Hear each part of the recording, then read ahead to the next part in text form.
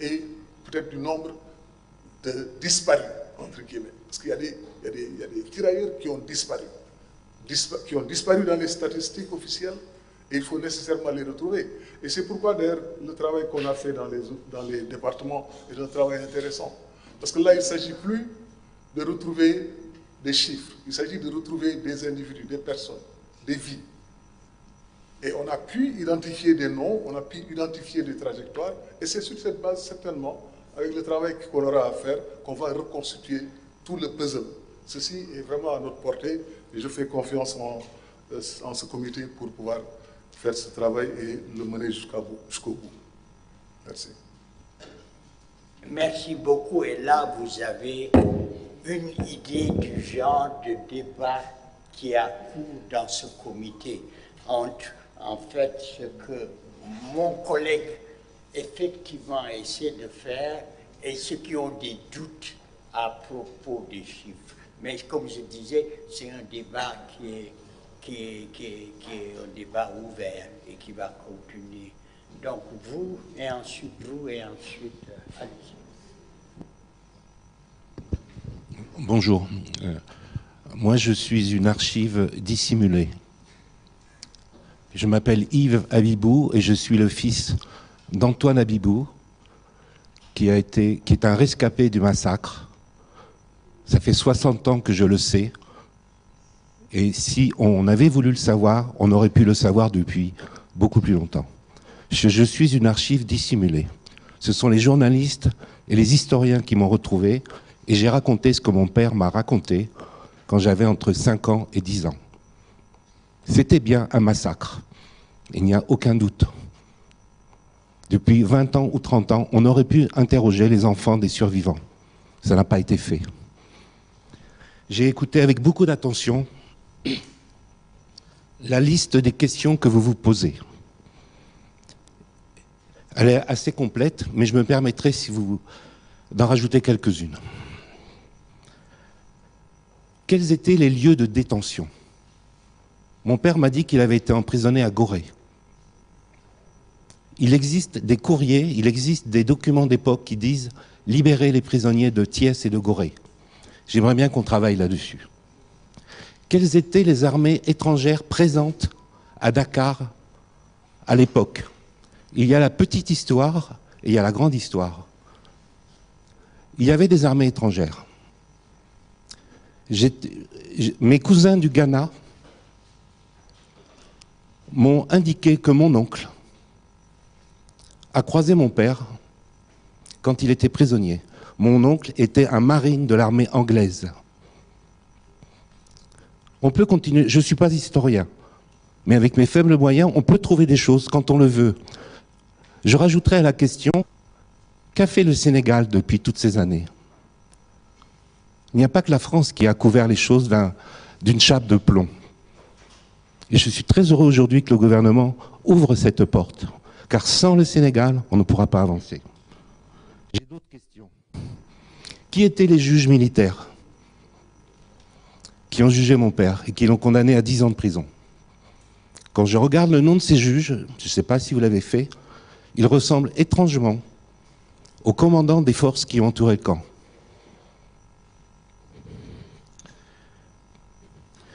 Avez-vous jeté un coup d'œil sur le journal de Vincent Auriol? J'ai acheté les 7 exemplaires de son septennat. Dans la période de 1944, il n'y a strictement rien dans son journal sur le massacre de Thiaroye. Autre question que je me pose dans la grande histoire. Quelle était l'attitude du général de Gaulle à cette époque? Obligatoirement, il était au courant. Qu'est-ce qu'il a fait avec cette histoire? Voici quelques pistes que je propose aux historiens et aux journalistes de creuser, dont je n'ai pas encore entendu parler, et qu'en tant qu'archive invisible ou dissimulée, je me permets de poser.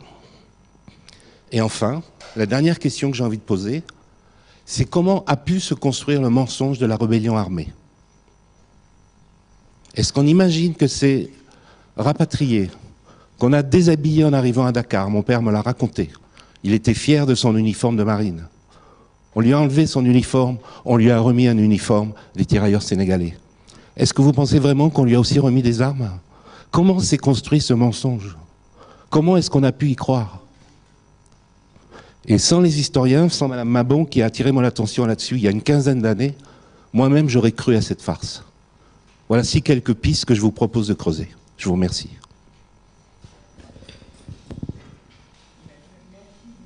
Je pense que les pistes que vous tracez sont des pistes importantes et intéressantes, mais certains historiens travaillent sur ces pistes et la mise en place du comité est une réponse précisément à cette demande qui est devenue une demande urgente.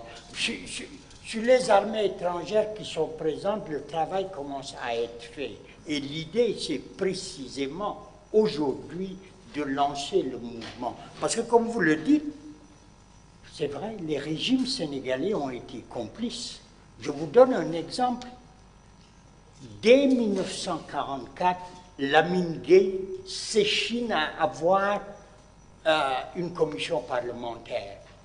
Senghor, dès décembre 1944, écrit son poème sur Thiaroye, où il se lamente justement de ce qui est arrivé, où il parle de ces... Et c'est un des premiers à se rendre compte que peut-être la chose la plus importante quand on parle de ces tirailleurs, c'est le fait qu'ils aient été prisonniers de guerre pendant 4 ans. Et le deuxième vers de son poème, c'est prisonniers noirs, prisonniers français.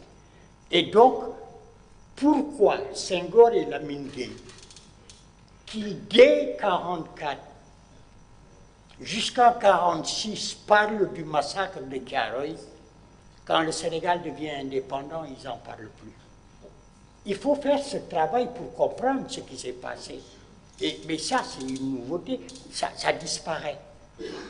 Et Thiaroye disparaît. Et Thiaroye disparaît de l'espace politique sénégalais jusqu'en 1963 à peu près. En 1963, le PAI organise, Parti africain de l'indépendance, organise des pèlerinages. Après le PAI, ça va être, ma collègue Rokhaya connaît bien, ce sont les maoïstes qui organisent et qui parlent de ce qui s'est passé à Thiaroye. Et c'est vrai, il va falloir essayer de comprendre pourquoi il a fallu Alpha Oumar Konaré pour qu'on en reparte. Il y a une chose par contre qui est importante, qui mérite aussi de faire un travail, c'est que les associations à la base vont se préoccuper de Thiaroye.